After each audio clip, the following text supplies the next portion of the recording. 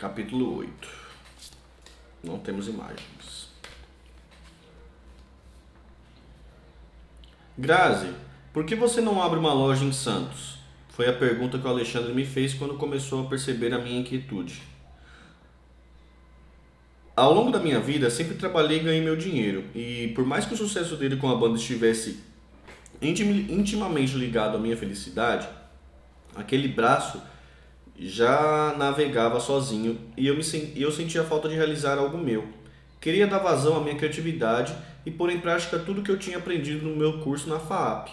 Obviamente, a ideia de ter uma loja de roupas me atraía muito, mas eu tinha um pé atrás, já que nunca havia administrado nada. O meu negócio sempre foi a parte criativa mesmo, sem muito, ou nenhum, espaço para aquelas chatices burocráticas de lidar com contador, fechamento de caixa, banco e tudo que envolve gerenciar minimamente bem um negócio próprio. E nessa época ainda morávamos em São Paulo, então, além de tudo, eu teria que gerir a loja à distância. Você é talentosa, tem a sua irmã lá para te ajudar, você pode fazer as compras em São Paulo. Imagina que legal, fazer algo que você goste e ao mesmo tempo ter flexibilidade de horário para continuar me acompanhando quando você quiser, disse o Ale. Era uma proposta tentadora e depois de pensar um pouco acabei aceitando. Achei um espaço para alugar na Galeria Ipiranga, no bairro do Gonzaga, em Santos. Chamei um amigo arquiteto, o Edu, para fazer o projeto, que deu a cara que eu queria para a loja. Algumas semanas de reforma depois, nasceu a Super Fox, com uma proposta mais ousada, moderna, algo bem diferente do que se via em Santos naqueles tempos. Fomos uma das primeiras a trazer marcas mais alternativas e trabalhar com jovens estilistas e criadores locais. Acabei conhecendo pessoas incríveis nessa jornada, que até hoje são grandes amigos, como o Del Santana, estilista e maquiador de muito talento, e a Ludmila Rossi. Ela é fundadora e diretora criativa da empresa que mais tarde faria o site inovador do Charlie Brown Jr. e os videoclipes da música Ela Vai Voltar e Pontes Indestrutíveis, projetos que renderam vários prêmios. Eu estava muito feliz e excitadíssima com essa nova fase poderia trazer, mas já no dia da inauguração, em novembro de 99, uma situação bem chata deu a pista do quão turbulenta seria aquele período para mim. Uma fase que faria o Alexandre se deparar com algo novo. Eu era o centro das atenções. Ele não estava acostumado a me ver no meu ambiente. Eu pertencia sempre ao lado dele, cercada por amigos e pessoas nas quais ele tinha confiança. E me observar ali, conversando com tanta gente, sendo prestigiada e recebendo atenção, foi algo com que o Ale não estava acostumado a lidar. Mesmo sabendo que era apenas amigos da infância, da faculdade, aquilo incomodou. O Ale não conhecia todo mundo. Era uma situação em que ele estava em segundo plano e não segurou a onda. A velha insegurança veio à tona. E ao ver um amigo me dar um abraço carinhoso, acabou tendo uma crise de ciúme na frente de todo mundo, em pleno coquetel de abertura. Disse que eu não estava dando atenção a ele e saiu enfurecido. A cena foi bem chata, eu não sabia onde enfiar a cara, mas mesmo assim mantive a calma, fui atrás dele tentando amenizar a situação e diminuir o constrangimento. Alexandre, é como no seu show, não posso esperar que você pare de interagir com o público e fique olhando só para mim. Hoje tenho que receber as pessoas, conversar, dar boas-vindas, pedir que voltem. Não? Você não queria que eu estivesse no meu negócio? Então, é assim. Tentei fazê-lo refletir, mas aquele descontrole já tinha acabado com a minha noite. Saí de lá me perguntando como ele podia me ajudar a realizar um sonho e, justo no dia em que tudo se tornava realidade, protagonizava uma cena descabida como aquela. Brigamos feio e eu acabei indo dormir na casa da minha mãe, arrasada. Como sempre, ele caiu em si, percebeu que não deveria ter feito aquilo, não havia motivo. Tivemos muitas conversas durante o dia seguinte, e eu comecei a me dar conta da dificuldade que o Ale tinha em lidar com a minha individualidade. Com a maior sinceridade, ele pediu desculpas. Desculpas, Tiri, eu perdi a cabeça, não soube lidar com meus ciúmes. Quando a poeira baixava, percebi o quanto aquele temperamento volátil era o seu maior inimigo. Mantive a loja por cerca de 1 ano junto com a Mariela, minha irmã, a grande parceira na vida. As coisas não iam bem, mas ao mesmo tempo eu me sentia dividida entre as obrigações de ter uma empresa e a constante demanda por atenção vinda do Alexandre e da banda. Então, acabei cedendo. Para mim, a coisa mais importante era a nossa relação, e eu não queria que nada prejudicasse. Ao mesmo tempo, vi que ser empresária não era a minha praia mesmo, e um tempo depois decidi fechar a loja. Voltei a dedicar meu tempo à banda. Embora nunca tinha sido uma funcionária oficial, lá eu tinha uma responsabilidade grande. As pessoas próximas, os empresários e produtores sabiam da minha capacidade de lidar com o Alê, nos momentos em que ele se mostrava menos flexível. Eu era a única que conseguia acalmá-lo, deixá-lo centrado, fazê-lo respirar e pensar duas vezes antes de tomar uma decisão de cabeça quente. Era natural que eu fosse a pessoa a quem eles recorressem em muitas situações. Foi no meio desse turbilhão que tivemos a notícia da doença do seu Geraldo, pai do Alê, acometido por um câncer agressivo, e decidimos deixar São Paulo e voltar para Santos. Seu Geraldo já tinha se mudado para lá um pouco antes disso. Diante dessa situação, uma das primeiras coisas que o Alexandre fez foi comprar um apartamento em Santos, bem grande e que acomodasse toda a família. Os seus 2 irmãos, Ricardo e Fábio, e a irmã Tânia, com os sobrinhos Amanda e Guilherme, a mãe, Dona Nilda, e o pai, seu Geraldo. Mesmo os dois sendo separados, a família era tudo para ele. Dar uma condição melhor de vida aos familiares era um sonho realizado e sempre foi uma prioridade durante toda a sua vida. Nesse período nos mudamos para um apartamento alugado em Santos, no mesmo prédio em que o Marcão, guitarrista da banda, morava. Não havia dúvida que o Alê era um cara batalhador, que sabia das suas responsabilidades com a família e com seu trabalho. Estava na hora de começar a pensar num terceiro disco. Nós dois na minha loja, a Super Fox. Crise de ciúmes na abertura. Olha o dia da crise de abertura na loja aí.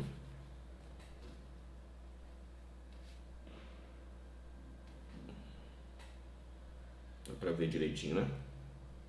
Galera do Instagram.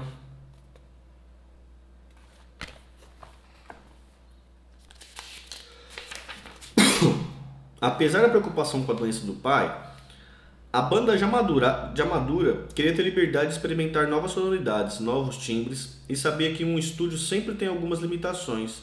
Surgiu a ideia de fazer algo diferente, que proporcionasse a tranquilidade necessária para que todo o processo de composição funcionasse do jeito que eles imaginavam.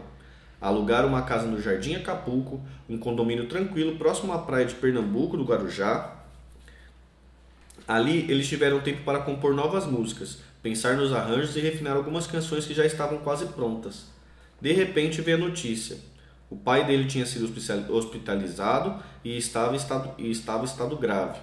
Corremos para o hospital e o Alê ficou ao lado de seu Geraldo, que acabou falecendo nos seus braços. Perder o pai que tanto amava e admirava foi algo que ele nunca superou por completo. Os dias que sucederam a morte de seu Geraldo foram muito difíceis. O Alê ficou sem nenhuma motivação, acabou interrompendo as atividades da banda, ficava muito tempo isolado e deprimido. Nessa época, ele começou a engordar, não se cuidava mais e chegou até a pensar em desfazer o Charlie Brown. Desde o início, um dos principais objetivos do Alê era dar orgulho ao pai, e agora aquela motivação maior não existia mais. Ainda abalado pela perda do pai, muito sensível e nervoso, qualquer coisa podia virar motivo de atrito. Ele passava mais tempo trabalhando no Guarujá do que na nossa casa, e quando voltava, não era difícil que a gente acabasse brigando.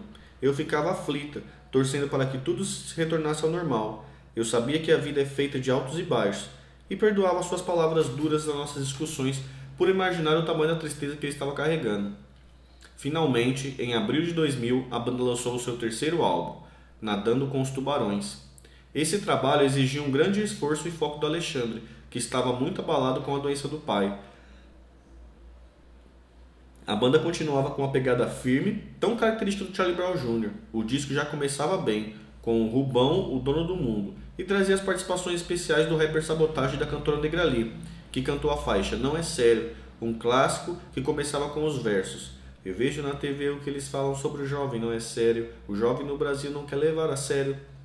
Quase como um hino, refletindo uma maneira exata da insatisfação da juventude do nosso país. O disco foi muito bem recebido pelo público e pela crítica especializada, chegando a ser indicado ao Grammy Latino. O número de shows só aumentavam, e os atritos entre os músicos também haviam se acentuado.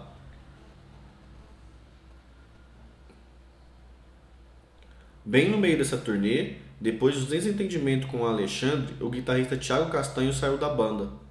O temperamento explosivo do Ale e as discussões frequentes foram os principais motivos dessa decisão. A combinação de personalidades fortes e ego inflados pelo sucesso começava a cobrar seu preço na trajetória da banda.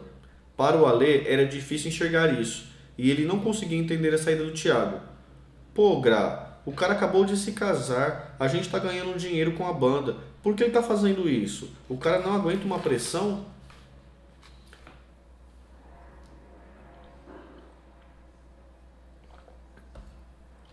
A verdade é que algumas vezes ele acabava pegando um pouco pesado com as pessoas, até com aqueles que ele mais gostava. E nem todo mundo estava afim de ou conseguia lidar com aquilo. Mas o Ale adorava o Thiago e estava profundamente triste com a sua saída. Na noite em que tudo aconteceu, ao voltar para casa, ele chorou muito, até que pegou no sono, deitado no meu colo. Nesse período, o nosso relacionamento enfrentava uma fase que alternava momentos bons e outros carregados de tensão. O estresse do dia a dia da banda e da responsabilidade de se manter no topo roubava a nossa qualidade de vida. Para compensar, já tinham virado um costume nosso escapar para Nova York quando a agenda do Alexandre dava uma folga. Nesses momentos, longe da loucura do trabalho, é que a gente se reconectava. Deitados na grama do Central Park, nos perdemos nos andares da Virginia Meg Store, uma das maiores lojas de disco do mundo naquela época, ou assistindo a performance de artistas de rua de Washington Square. Conseguimos encontrar um pouco de paz e do entusiasmo que nos sentimos no início de tudo. Machucado pela perda do pai e pela saída de um integrante da banda, era de esperar que o próximo disco refletisse o momento da crise recém-vivida, mas foi exatamente o contrário. O quarto álbum saiu em abril de 2001, com o título 100% Charlie Brown, abalando a sua fábrica, que era evidentemente uma provocação. Era como se ele dissesse que, apesar de agora serem um quarteto, a banda continua firme e forte, mesmo com um só guitarrista na formação, o Marcão. Nesse trabalho dava para perceber uma sonoridade mais crua, mais punk e, por outro lado, letras ainda mais inspiradas. As nossas conversas também costumavam se transformar em temas para muitas das suas letras, e nesse disco não foi diferente. Um exemplo engraçado e curioso disso é como a letra de Sino Dourado foi composta. Certo dia estávamos no carro, no trânsito, e no rádio começou a tocar um sucesso antigo do disco Music, Ring My Bell. E na hora do refrão, You can ring my bell, você pode tocar o meu sino, olhei para a cara dele e dei um sorrisinho malicioso. Ele não entendeu na hora e me perguntou do que eu estava rindo. Ah, Ale, olha só o que ela está cantando, você pode tocar meu sino. Sino? Como assim sino? Não sei se é isso que ela quer dizer, mas para mim isso é um baita de uma metáfora. Sino, campainha, na real, eu acho que ela está falando do clitóris. Me diverti bastante quando ele me mostrou a letra pronta pela primeira vez. Ela me disse que o segredo do sucesso está no sino dourado, também na letra de Lugar ao Sol. O amor é assim, é a paz de Deus em sua casa. O amor é assim, é a paz de Deus que nunca acaba, diz um trecho. Eu encontrava ecos dos nossos papos mais espirituais. Admirei muito a coragem dele de escrever uma letra falando de Deus com tanta naturalidade e pureza. Afinal de contas, o Charlie Brown Jr. continuava sendo uma banda de rock, e esse não era um tema muito comum no gênero. O legal é que essa música foi abraçada pelo público deles e se transformou num hino de esperança, amor e superação, que marcou a carreira da banda definitivamente. Nós dois pouco antes da separação, o ciúme falou mais alto. Olha aqui a foto, pouco antes da separação. Ele já estava bem diferente mesmo, né? Galera do Instagram.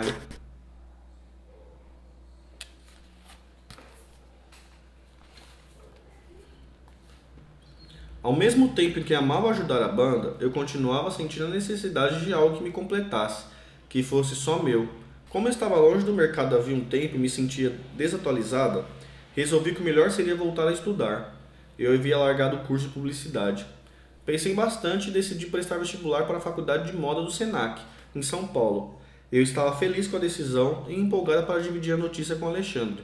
Mas, disfarçado de um extremo senso de proteção que tinha por mim, os ciúmes mais uma vez aflorava e ele foi totalmente contra a ideia. Eu jamais poderia imaginar que ele fosse reagir daquela maneira. Sempre estive ao lado dele, apoiando todos os seus sonhos, e agora que a banda já estava estabelecida, eu só desejava estudar, me dedicar a algo que eu gostava.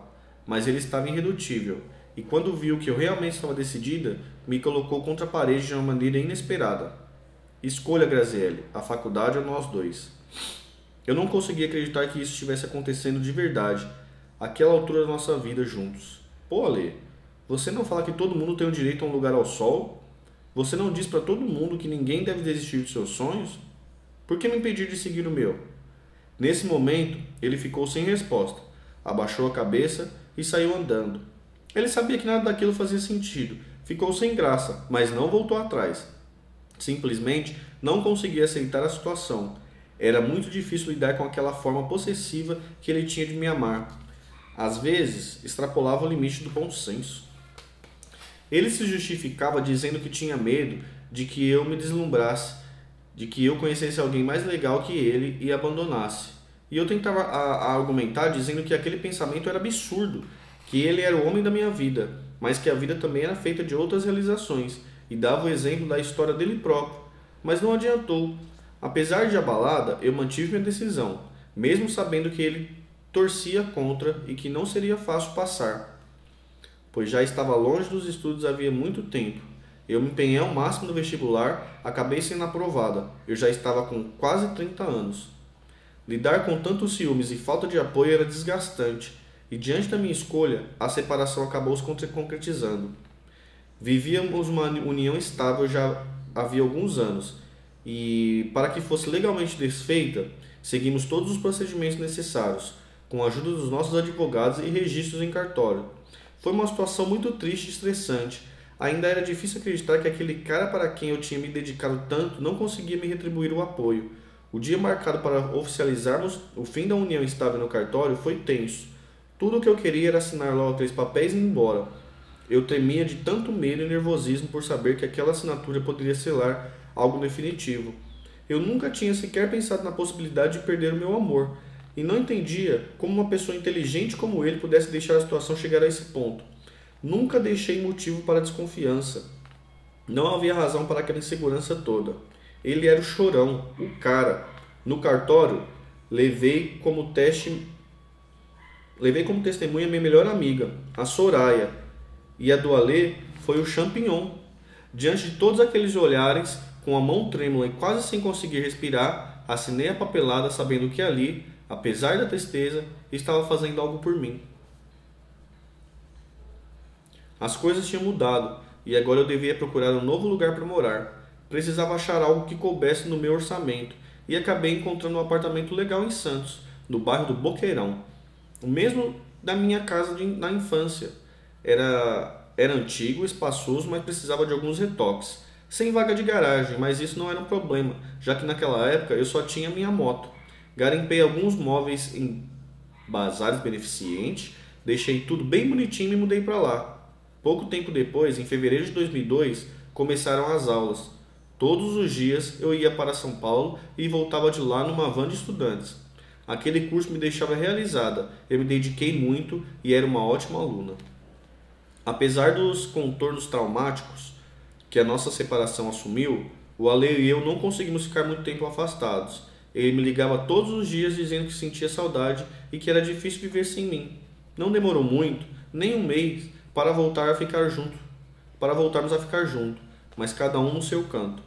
Ele também tinha encontrado um apartamento, mas dormia muito mais na minha casa do que lá. Com isso, pode ver como era a minha rotina de estudante e começou a perceber que a faculdade, no fim das contas, não era uma ameaça para o nosso relacionamento.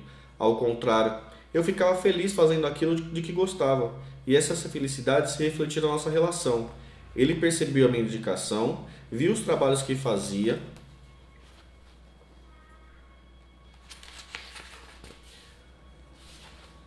meus croquis as peças de roupas que eu criava e foi deixando o preconceito de lado.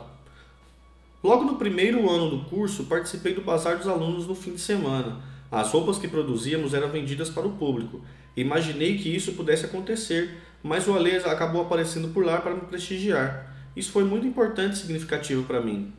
Me fez bem vê-lo superar algo que tanto temia.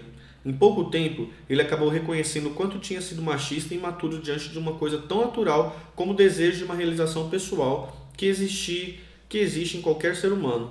Mostrou que estava arrependido e me pediu desculpas mais de 1000 vezes. Essa era uma das qualidades mais bacanas do Ale. Se percebesse que estava errado, não media esforço para pôr tudo no lugar. Também existia algo muito importante nisso tudo. Eu queria que ele se orgulhasse de mim. Ao me ver, o amor anda de mãos dadas com a admiração. E eu tinha me transformado numa mulher que nos últimos anos só ficava em casa e cuidava das coisas dele. Bem diferente da Graziele que ele conheceu, independente e batalhadora. Aquele curso ajudou a resgatar tudo isso. Alguns anos depois, na minha formatura, ele estava lá, na primeira fila, me aplaudindo com aquele sorriso orgulhoso no rosto. Na faculdade de moda, é comum haver um desfile de encerramento de curso, em que os alunos concorrem com suas criações. Os prêmios para os vencedores eram cursos bem bacanas, alguns até fora do Brasil. O Alê, com a convicção vinda do amor que ele tinha por mim, acreditava muito que eu seria uma das vencedoras. Mas isso não aconteceu e ele ficou arrasado, mais até do que eu. Logo depois da cerimônia, fomos jantar e ele, numa daquelas atitudes românticas e fofas, pôs algo em minhas mãos e disse: "É claro que você ganhou o prêmio. Abra esse papel." Quando vi, era uma folha de papel que trazia escrito entre os desenhos feitos por ele à mão: Prêmio Modas Memo. Pode até parecer sem muito sentido para quem está de fora, mas para mim aquele gesto, com palavras de um vocabulário que eram tão nosso, tinha todo o valor do mundo. Era uma maneira especial e particular de expressar todo o reconhecimento que ele tinha pelo meu trabalho, pela minha conquista. Eu estava feliz e realizada, certo de que, depois de superarmos a separação, a minha existência estava atrelada dele para sempre. Para arrematar minha felicidade, logo depois, minha coleção de formatura foi escolhida para desfilar na Feira Nacional da Indústria Têxtil do mesmo ano. Capa do livro, mano? Aqui, ó. Se não é eu quem vai fazer você feliz, minha história de amor com o Chorão.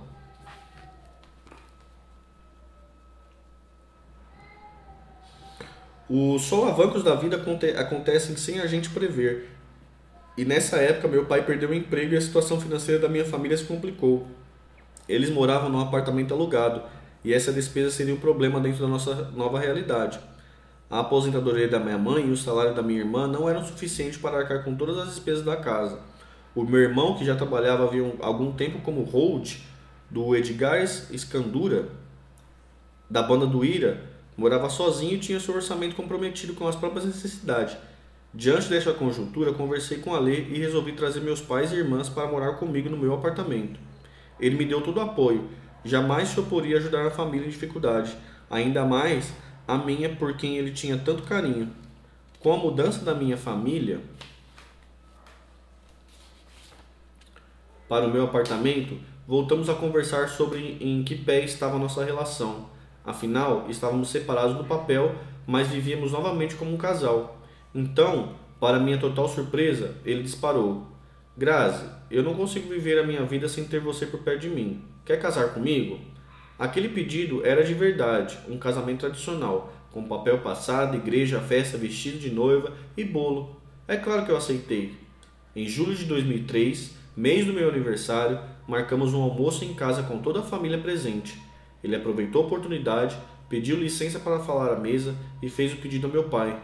Quero aproveitar o dia de hoje, seu Roberto, para saber se você me dará a mão da Grazi em casamento. Eu amo muito a sua filha.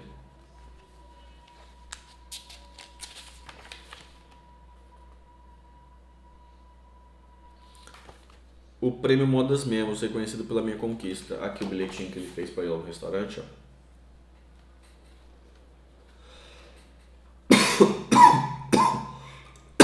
Ai. galera do Instagram. Tá escrito assim, parabéns a Prêmio Modas mesmo, primeiro lugar. Melhor menina direita, legal, talentosa, gostosa, pequena das modas.